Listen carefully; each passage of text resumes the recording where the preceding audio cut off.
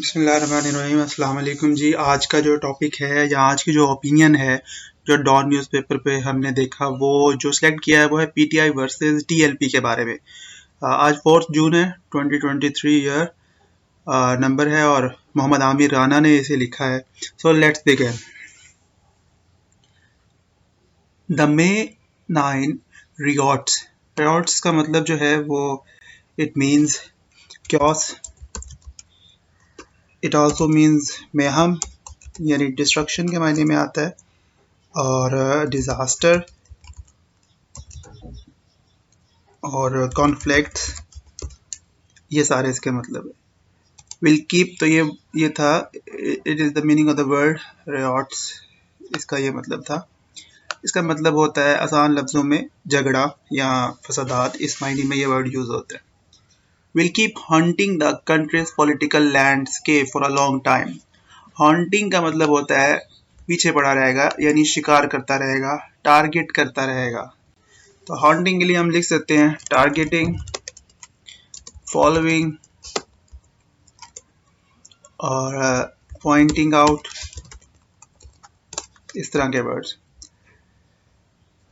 The investigation into what is transpired। Investigation का मतलब होता है तफ्तीश करना। इन्वेस्टिगेशन का मतलब है रिसर्च करना, एनालाइज करना। तो एनालाइज, एसेस, रिसर्च। ट्रांसपायर्ड का मतलब है ट्रांसपेरेंसी, यानी क्या उसके बीच चाल क्या थी। तो ट्रांसपायर्ड को हम लिख देंगे हैज्ड आउट, किसी चीज़ को जो हैज किया जा रहा था, यानी प्लान आउट क्या हो रहा था उसके बारे में। तो इन्वेस्टिगेशन ये जो की जा रही है कि क्या चीज़ चाल चलेगी, एंड लेड टू रियॉट्स, और वो फिर झगड़ों का बाइस बनी, and acts of sabotage. Sabotage करने का मतलब ये होता है डिस्ट्रॉय कर देना या अपने तरीके से किसी को चलाना, कैमोफ्लेज कर देना। तो कवर कर लेने के मायने में आता है, मैनिपुलेट करने के मायने में आता है, डिस्ट्रॉय करने के मायने में आता है।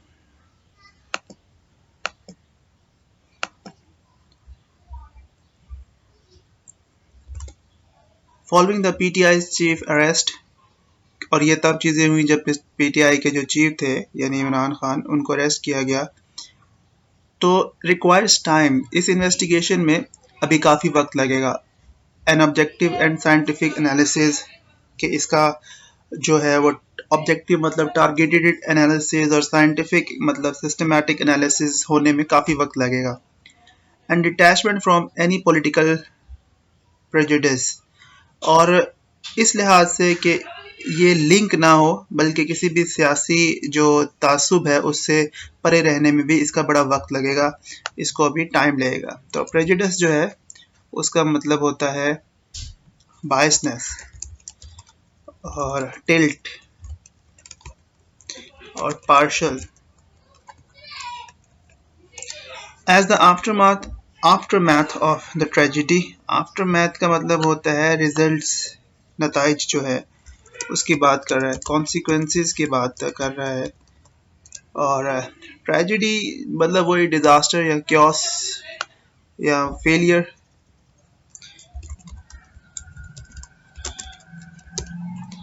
इज स्टिल अनफोल्डिंग, यानी वो नजर आ रहा है, खुलता जा रहा है। A better approach will be to also scrutinise. Scrutinise का मतलब होता है चीज को असेस करना या एनालाइज करना।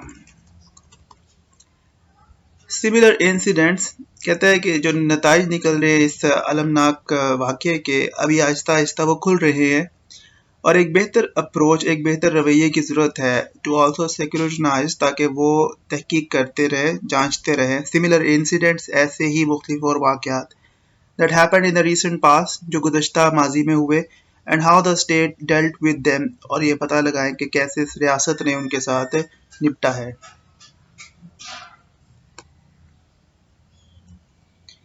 ओके जी, next paragraph. A foremost and recent case is that of the Tehreek Labbaik Pakistan. अब यहाँ एनालिसिस शुरू कर रहे हैं तहरीक लब्बैक के साथ।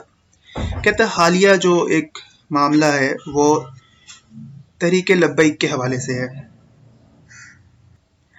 अ रिलीजियस पॉलिटिकल ग्रुप, जो एक मजहबी सियासी ग्रोह है, that took the politics of vandalism to new heights, जिसने इंतशार की, अफरा तफरी की, गुंडागर्दी की सियासत को नई हदों को तक पहुंचा दिया था।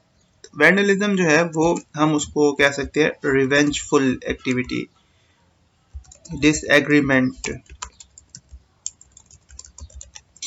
या फिर कॉन्फ्लिक्ट।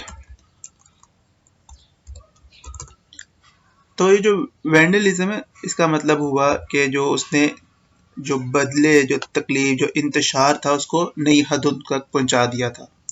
जस्ट 2 years अर्लियर, ये बस 2 साल पहले की बात है, the TLP had taken to the roads and streets of the major city.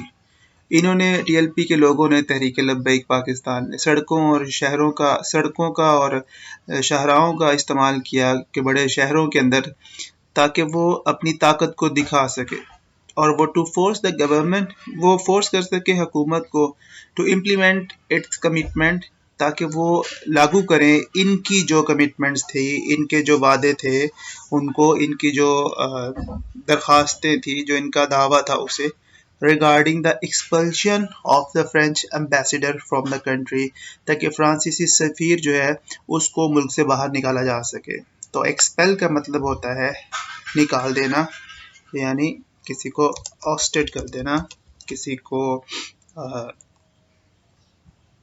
Kick off कर देना, फायर कर देना, इस सेंस में यूज होता है। The police had paramilitary forces, the police and paramilitary forces failed to control the fanatic elements। fanatic का मतलब होता है जनूनी किस्म के, तो कह रहा है कि जनूनी मतलब एक्सट्रीमिस्ट, यहाँ पे टर्म जो है वो यूज कर सकते हैं। और उसके बाद chaotic किस्म के, पैशनेट, इमोशनल, इस तरह के।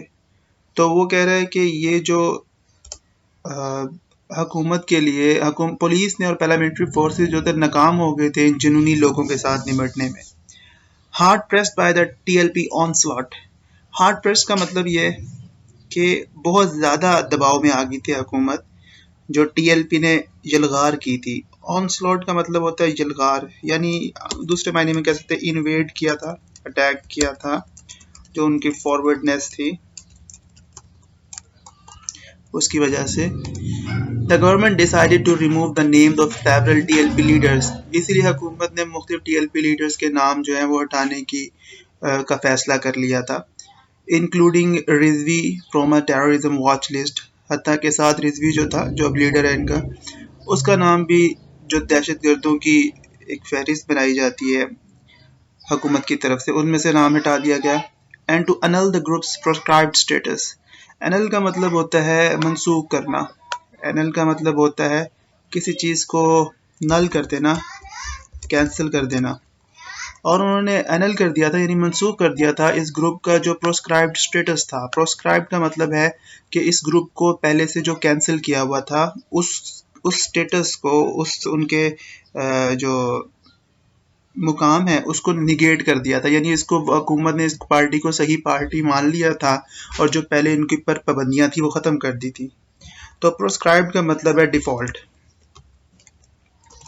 या फिर आप कह लें फेल्ड, इग्नोर्ड, इस तरह के मायने में, या फिर आप कह लें कि एलिज्ड।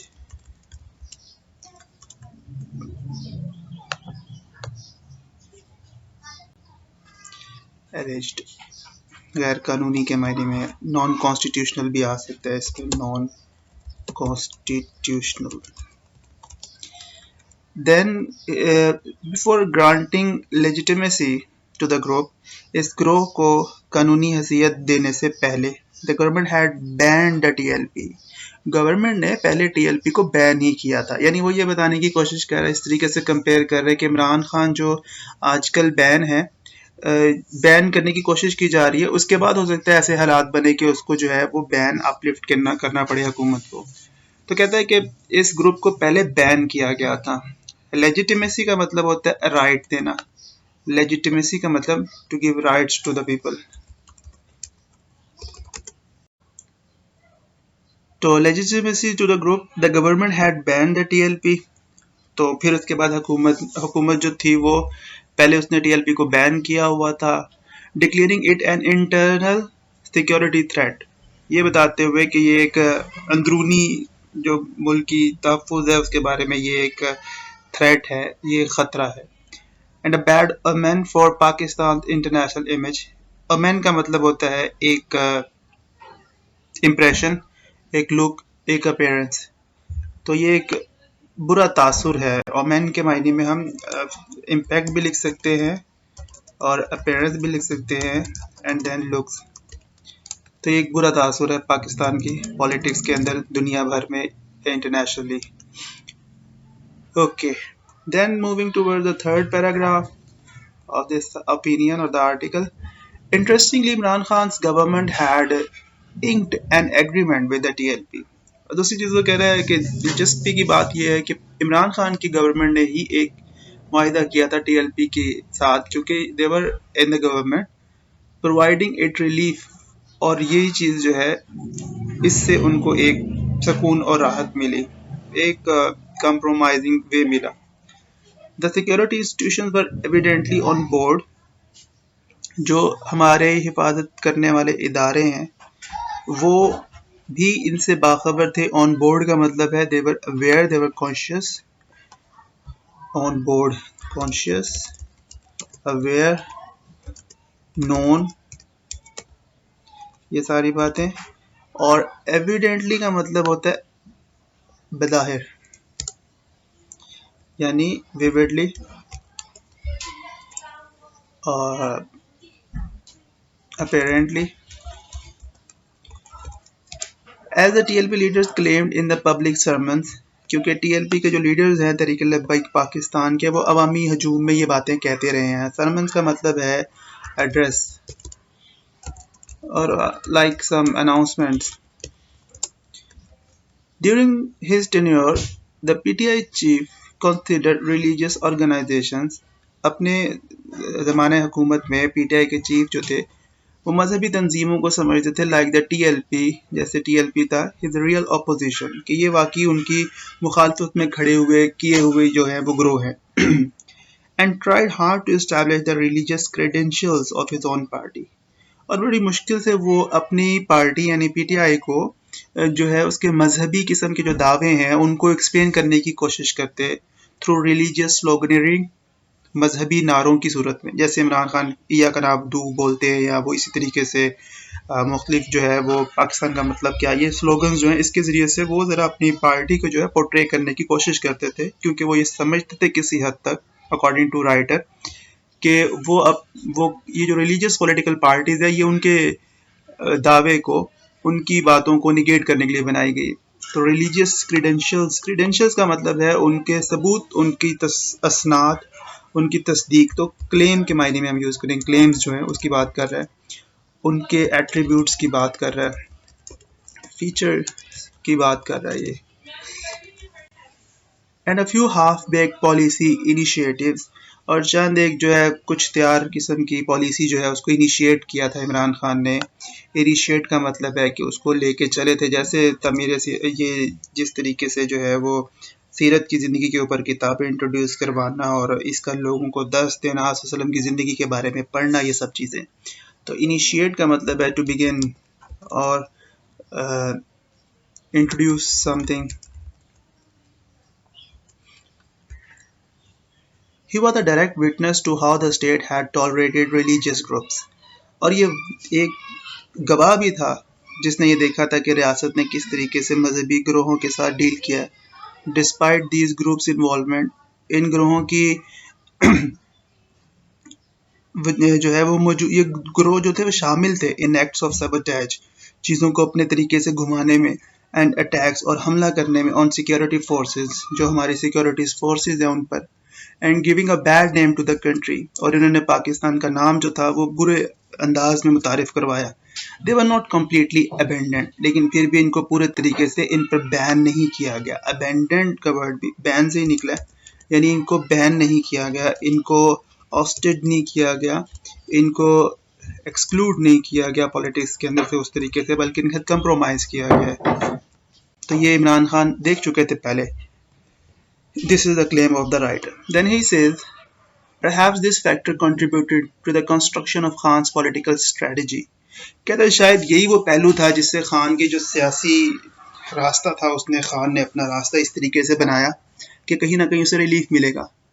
इनिशियली यानी शुरू में the blue eyed boy of the establishment, ये जो एस्टैब्लिशमेंट का नूर नज़र शख्स था, ब्लू आइड बॉय का मतलब होता है an apple of I,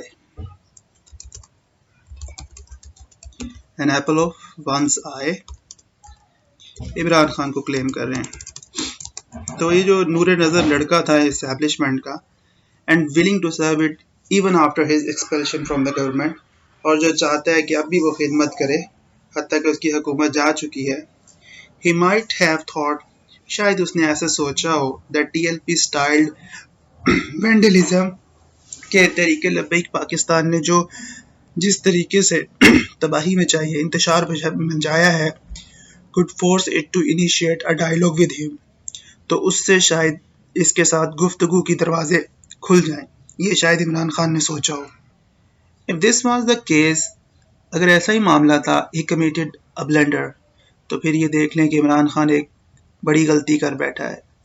He ignored that although the PTI was using a religious touch, उसने इस चीज़ को पस से पुश डाल दिया, इग्नोर कर दिया कि पीटीआई जो है वो एक मजहबी टच यानी एक मजहबी पहलू के साथ चल रही है, उसको इस मजहबी पहलू को, मजहबी फ़िक्र को इस्तेमाल कर रही है फॉर पॉलिटिकल पर्पसेस, सियासी मकासद के लिए, as all other political parties did in the past, जैसे बाकी सारी सियासी जमातें भी माजी में करती रही हैं. It did not transform his party, लेकिन इसके बावजूद उसकी जो पार्टी है वो बदली नहीं है इनटू अ रिलीजियस ग्रुप, किसी मजहबी ग्रोह में. That the establishment would trust, के एस्टैब्लिशमेंट इस तरह उस पर एतमाद कर ले. जैसे वो ये कहना चाह रहा है कि जैसे प्योर मजहबी पार्टीज हैं वो सारी की सारी अपने मजहबी पहलू को लेके चलती हैं, तो एस्टैब्लिशमेंट उनको मजहबी पार्टी के तौर पे फिर डील करते हैं, और उसमें एस्टैब्लिशमेंट के पास चंद लिमिटेशंस होती हैं, वो उससे आगे नहीं जा सकते, उनको वहीं पे कॉन्स्ट्रेन करना होता है, अदरवाइज पब्लिक रिएक्शन शायद बहुत बुरा आ जाए. लेकिन इमरान खान जिस तरह पोर्ट्रे करने की कोशिश करते रहे हैं, वो उस तरीके से अपनी पार्टी को ट्रांसफॉर्म नहीं कर सके एक रिलीजियस पार्टी में. वो अभी भी एक तरह से सेकुलर या न्यूट्रल सेंस को ज़्यादा अपील करती है, जिसकी वजह से इमरान खान को एक नॉर्मल, एक कॉमन पॉलिटिकल पार्टी के तौर पे लिया जा रहा है. So the next one, PTI should analyze why a mainstream political party cannot capture a religious group's turf. अच्छा, इसको हम बाद में देखेंगे. नेक्स्ट वन, आयरॉनिकली मतलब तंज ये है, सैटिरिकली. आयरॉनिकली के जो हम नेक्स्ट वर्ड यूज कर सकते हैं वो है सैटिरिकली, ट्रेजिकली.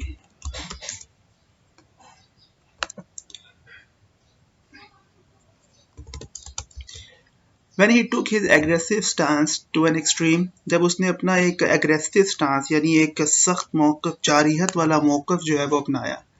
स्टांस का मतलब होता है क्लेम यानी मौक़िफ़ या प्रपोजल, इस मायने में यूज़ होता है. एग्रेसिव का मतलब होता है शदीद, एग्रेसिव का मतलब है एक्सट्रीमिस्ट के सेंस में होता है, एक्सट्रीमिस्ट, हार्श, हार्ड, पिंचिंग, इस तरह के वर्ड्स. जब उसने अपना एक सख्त मौक़िफ़ अपनाया, ऑलमोस्ट ऑल बैंड ऑर्गेनाइजेशन, तकरीबन तमाम जो कालादम तंजीमें थी, एंड टीएलपी और तरीके लब्बैक पाकिस्तान ने टुक टू द स्ट्रीट्स, तो वो सड़कों पर आ गई टू प्रोटेस्ट, एहतजाज के लिए.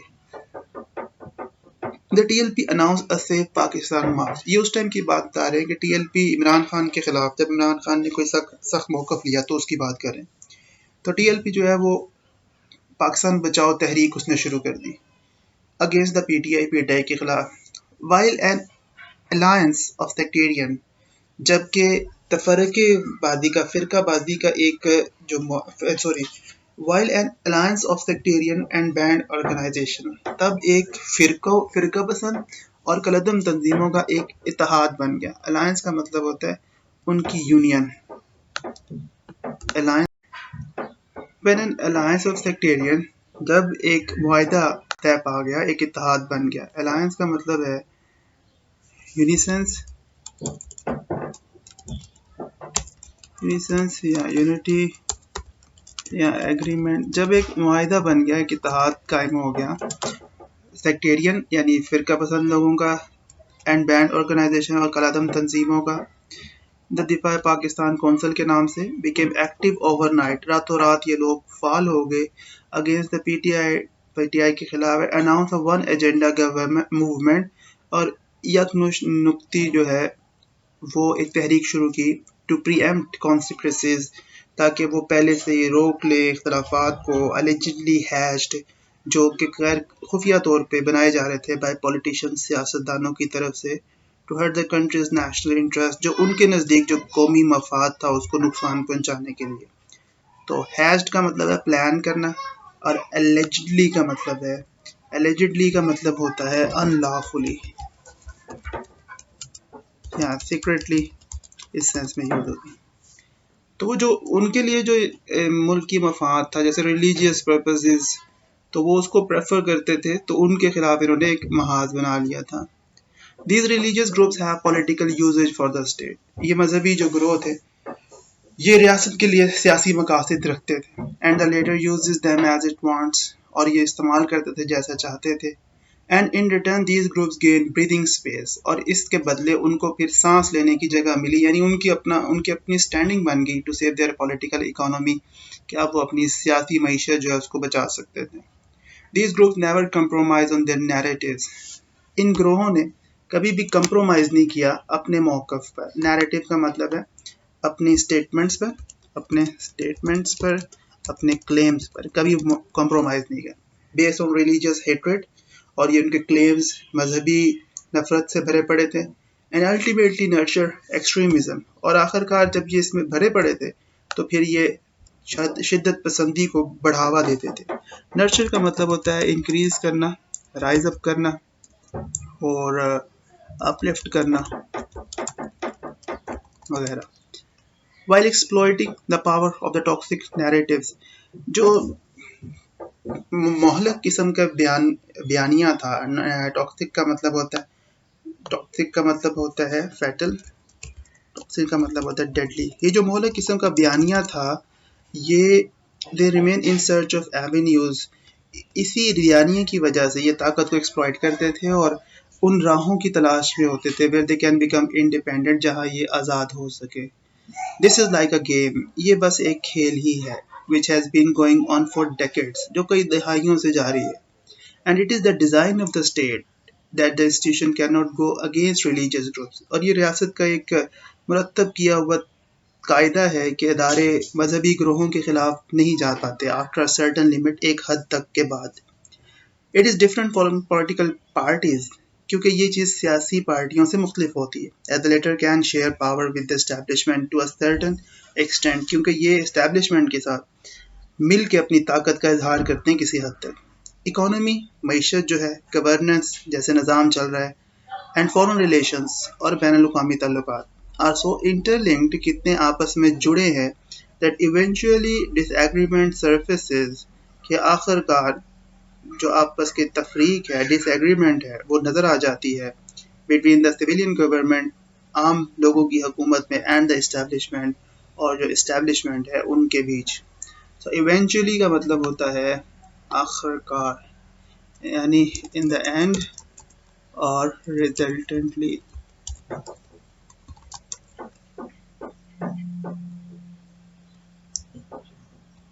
The PTI head could not evaluate the inherent distinction between the TLP and TTP. जो PTI के हेड है यानी इमरान खान, वो इवेल्युएट नहीं कर सके। इवेल्युएट का मतलब होता है वो एसेस नहीं कर सके, वो एनालाइज नहीं कर सके।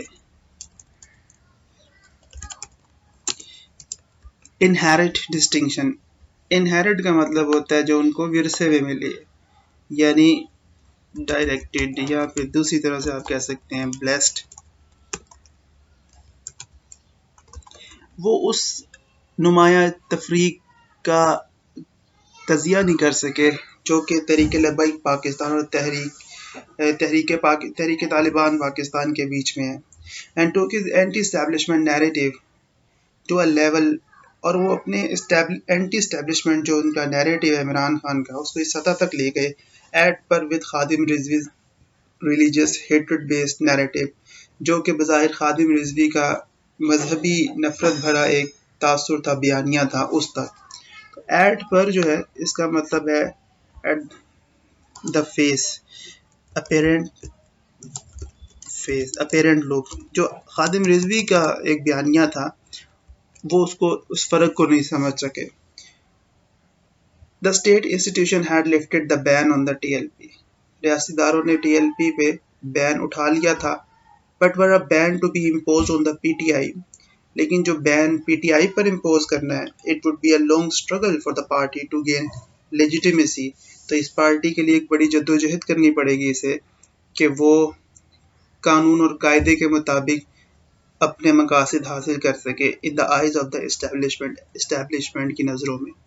After using a minimum level of vandalism, अभी अफरा तफरी का बहुत मामूली मुजाहिरा करने के बाद भी almost all main stream political parties, तकरीबन तमाम बड़ी सियासी जमातें जो हैं, have reach the consensus. Consensus का मतलब होता है कि इस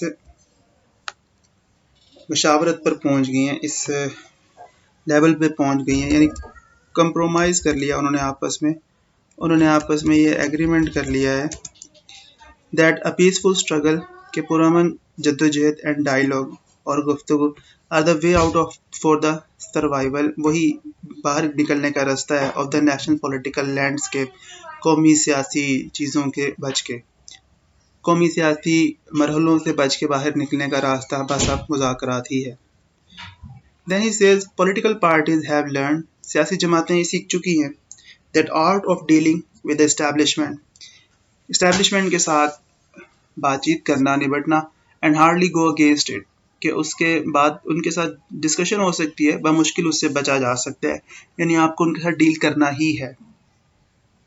If unavoidable clashes erupt, अगर ऐसे तज़ादुम पैदा होते हैं जो कि जिनको छोड़ा नहीं जा सकता, अनअवॉइडेबल का मतलब होता है जिनको अवॉइड नहीं किया जा सकता, इरप्ट्स का मतलब है स्प्रेड आउट, बाहर निकलना किसी चीज़ का, और इसी तरीके से ब्रेक आउट, फूटना किसी चीज़ का। The political elites are clever enough, जो सियासी बड़े गुरु हैं काफ़ी चालाक हो गए हैं, to make a deal at a certain level, कि किसी सतह पे जाके वो कंप्रोमाइज़ कर लेते हैं, टू प्रोटेक्ट देयर इंटरेस्ट, ताकि उनके मफाद जो है वो बच जाए। तो डील जो है, डील का मतलब होता है किसी चीज़ को किसी चीज़ के साथ कंप्रोमाइज़ कर लेना। In their predictions of a post PTI political landscape, prediction का मतलब है पेशन गोई करना, यानी कि आप समझ लें कि फोरसीन करना और एक्सपेक्ट करना। पीटीआई के सियासी खदोखाल के साथ हवाले से जो उनकी पेशगोई है, a factor that worries some analyst, एक ऐसा पहलू जो कुछ तजिया निगारों को परेशान करता है, is the youth associated with the party, वो ये है कि इस पार्टी के साथ नौजवान लोग जुड़े हुए। अब ये सियासत के लिहाज से एक इम्पॉर्टेंट पॉइंट है। Though several aspects are to be considered, बड़े मुख्तलिफ पहलू हैं जिनको हम गौर से देखा जा सकता है। यंग पीटीआई सपोर्टर्स में behave like the political workers, ऐसा भी हो सकता है कि पीटीआई के सपोर्टर सियासी वर्करों की तरह ही अमल करे, reaction they of nationalist parties, जैसे कौम परस्त पार्टियों के वर्कर्स हैं एंड द पीपीपी और पीपल्स पार्टी के। Except for a few exceptions, चंद एक ऐसी भी मिसालें भी हैं, they will not be inclined to join the TLP, कहीं ऐसा तो नहीं कि टीएलपी को ज्वाइन कर लें और टीपी को ज्वाइन कर लें। PTI support base is diverse का मतलब है बिखरी हुई है, डाइवर्स का मतलब है फैली हुई है, स्प्रेड आउट है, and not limited to the salaried, तनख्वाहदार तबके तक महदूद नहीं है, और मिडिल क्लास या मुतवसत तबके तक भी नहीं है। लो इनकम ग्रुप सपोर्ट, कम आमदनी वाले लोग भी सपोर्ट कर रहे हैं। May be divided among political parties, बहुत सी सियासी जमातों में ऐसे हैं लोग, and religious group low income group जो है वो हो सकता है मुख्तलिफ पॉलिटिकल पार्टीज में चले जाए, यानी ऐसे लोग जिनके पास आमदनी कम है दूसरी पार्टीज को ज्वाइन कर ले। एंड रिलीजियस ग्रुप्स और मजहबी पार्टियों को भी ज्वाइन कर सकते हैं। But a delusional class exist. कहता है दूसरी सबसे अहम बात है ये कि जो एक ऐसी क्लास है जिसको इमेजिनेशन में रखा गया है, जिसको अच्छा अच्छा दिखाया गया है, जिसको ख्वाब दिखाए गए हैं। इमरान खान की पार्टी की वो जो एक ग्रोह बंदी है, एक तबका है, वो वहीं रह जाएगा जो उससे बहुत ज़्यादा अट्रैक्टेड है, फैसिनेटेड है या अट्रैक्टेड है। तो ये तबका वहीं का वहीं रह जाएगा। ये है डिलीजनल क्लास इमरान खान के फॉलोअर्स की। तो यहाँ एनालाइज वो ये कर रहा है, एनालिसिस ये दे रहा है कि जैसे लोग कहते हैं कि उसकी पार्टी के लोग उसकी पर्सनालिटी पर मरते हैं, तो उस हवाले से वो डिस्कस कर रहा है कि शायद वो तबका रह जाए, बाकी सब इसको छोड़ छाड़ के चले जाएं। Political hedge and self censorship. Hedge कहते होते हैं धुंधलके को, हेज कहते हैं बेसिकली ये मिस्ट को कहते होते हैं, और वेग लुक को कहते हैं, और सिंपलेस्ट वे में अनक्लियरनेस को, अनक्लैरिटी जो अनक्लियर चीज़ होती है उसे कहते हैं। And self censorship. सेंसरशिप का मतलब है अपने आप पर पाबंदी लगाना। सेंसरशिप का मतलब है कर्टेल कर देना, रेस्ट्रेंट कर देना।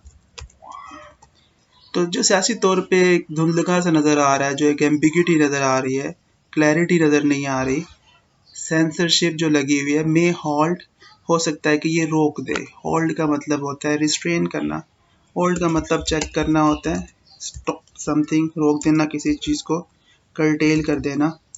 हो सकता है ये रोक दे वन फ्रॉम थिंकिंग क्लियरली, सही तरह सोचने समझने की सलाहियत रोक दे। But the PTI may not have been completely ousted from future political projection। लेकिन पीटीआई मुस्तकबिल की जो सियासी नुक्ता नज़र है, जो जो जिस तरीके से पेशकदमी होगी, उसको उसमें से मुकम्मल तौर पे ऑस्टेड नहीं किया जा सकता। ऑस्टेड का मतलब होता है बाहर निकालना, यानी किसी को फायर कर देना, किक ऑफ कर देना, वो नहीं किया जा सकता।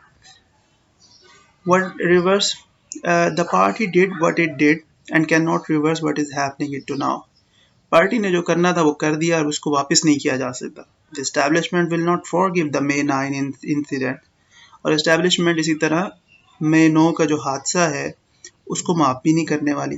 But Khan should analyse why a main stream political party. लेकिन खान को तजिया करना चाहिए कि बड़े पैमाने पर काम करने वाली जो सियासी पार्टी है can not capture the turf of a religious group. आखिर वो मजहबी ग्रोहों की जो साख्त है उसको क्यों नहीं अपना सकती। टर्फ का मतलब होता है अपीयरेंस, जो ग्रासी लुक होती है ग्राउंड में, वो जो उसकी सरफेस होती है उसे टर्फ बोलते हैं। तो यानी कहने का मतलब ये है कि इमरान खान को ये सोचना चाहिए कि जितना मर्जी मजहबी टच दे दे, ये सियासी जमात है, ये रिलीजियस वे में डील नहीं कर सकती, और चूंकि ये रिलीजियसली डील नहीं कर सकती तो इस्टेब्लिशमेंट भी इसके साथ किसी लिमिट तक नहीं जाएगी, बल्कि भरपूर तरीके से इसको अपोज करेगी। क्योंकि हम इसने पहले यही मौक़िफ़ दिया कि इस्टेब्लिशमेंट रिलीजियस ग्रुप्स को किसी हद तक डील करती है, बाकियों को बिल्कुल अच्छे तरीके से फोर्सफुली अपोज करती है।